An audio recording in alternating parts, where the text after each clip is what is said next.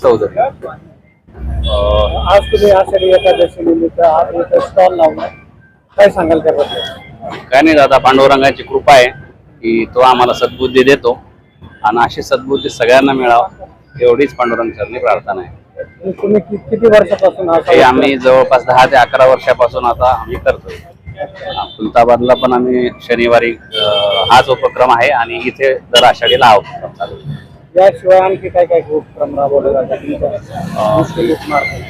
याशिवाय आपण इन्स्टिट्यूट मार्फत राबवतात. कुठं धार्मिक कार्यक्रम असतील, सप्ताह असतील, तर तिथं पण आम्ही थोडा खारीचा वाटा आमच्या वतीने उचलतो. आज किती क्विंटलचं खिचडीचं वाटप केलं? आज जवळपास आम्ही 1 क्विंटलचं वाटप झालेलं आहे. सकाळपासून सकाळी 9:30 पासून 2 तासात 1 क्विंटलचं वाटप झालंय आणि ईश्वर कृपेने आम्हाला दरवर्षी असाच प्रतिसाद मिळतो. इथे केव्हापासून सुरू केलंय? हे आमचं 11 वर्ष झालंय आम्हाला. पण ही संकल्पना तुम्हाला कशी सुचली? बस ही पांडुरंगाचीच कृपा, बस बाकी काहीच नाही. त्यांनीच आदेश दिला आणि आम्ही करतोय. या निमित्ताने काय आव्हान करणार भक्तांना?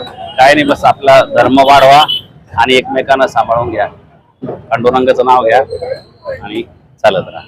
आपलं नाव काय सांगाल तुम्ही? आज एक आषाढी एकादशी निमित्त आज खिचडीचं वाटप, फराळाचं वाटप, काय सांगाल?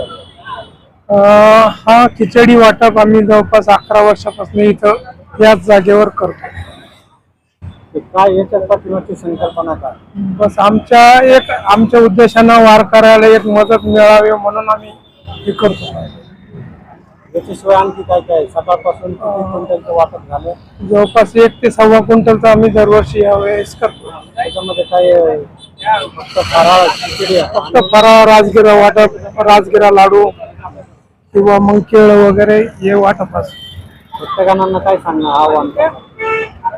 भक्तगणांना काय, जे हरी माऊली रामकृष्ण हरी हाच पराक्रम चालू ठेवा. आपलं नाव?